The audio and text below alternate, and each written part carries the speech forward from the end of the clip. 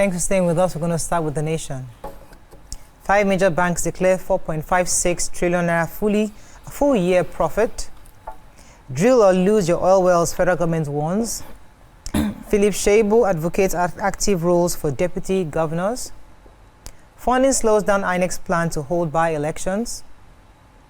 2 more Uromi killing suspects arrested. Tribunal rules today in Ighodalo versus Okpebolo petition. And election lawyer market, Makinde halt planned demolition.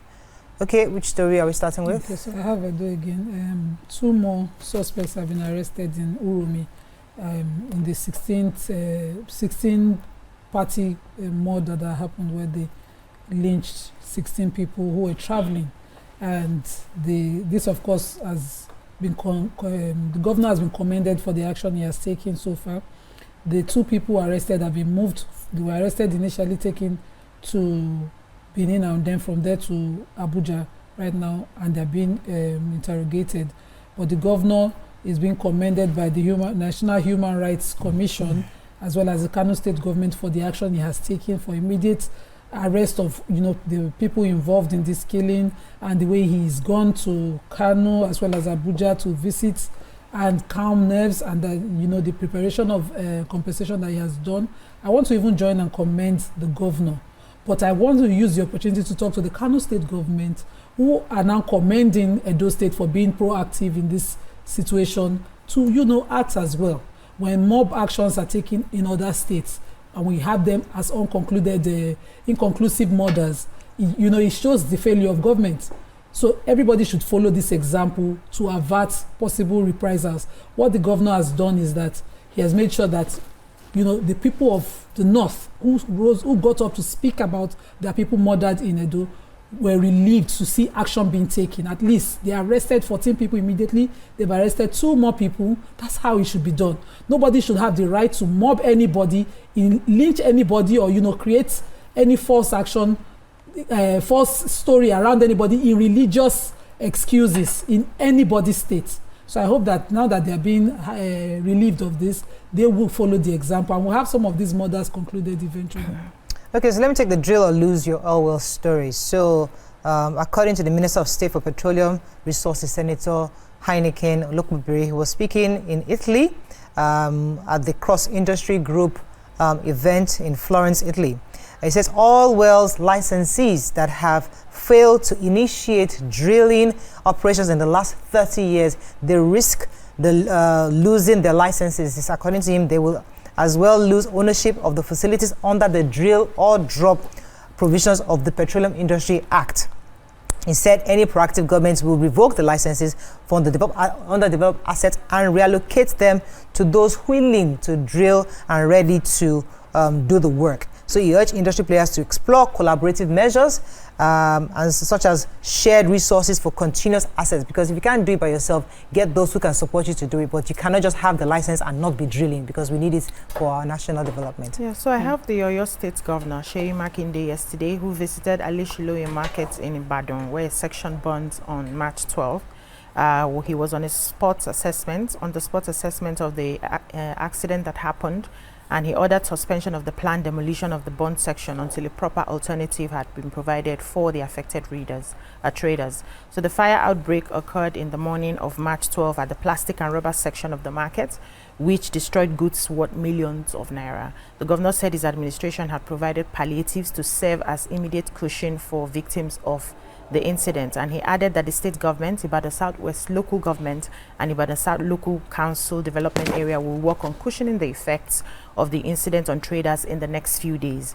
His administration would also restructure the market and put in place a proper architecture that would not allow further fire outbreaks. So he says we have to enlighten the people. It's better to avoid anything that can lead to fire incidents than to curtail it. So the advocacy would be that people should store things, especially with potential to get burned, with utmost caution. So the thing is, the people who were scared before that they are going to be relocated without having anywhere to keep their goods, rest assured now that they will find an alternative for them before they start reconstructing the market. That's a good one.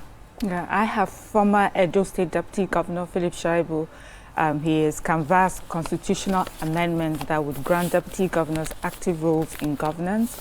He shared his experience as the deputy governor to former governor of Edo State, Obaseki. He said that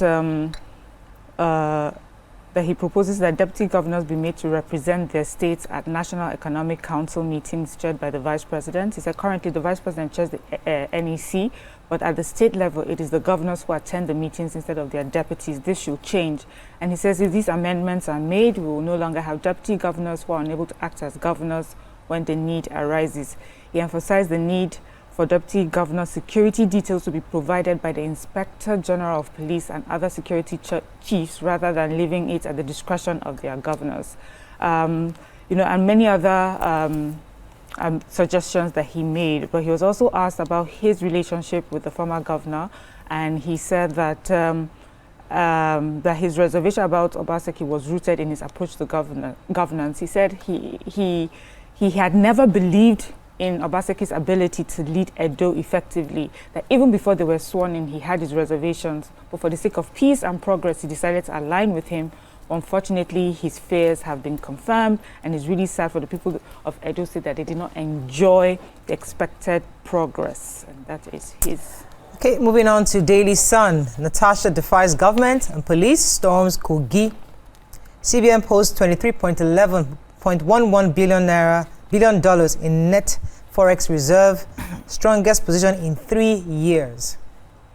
Nigeria's stability, security require collective effort, says Chief of Army Staff.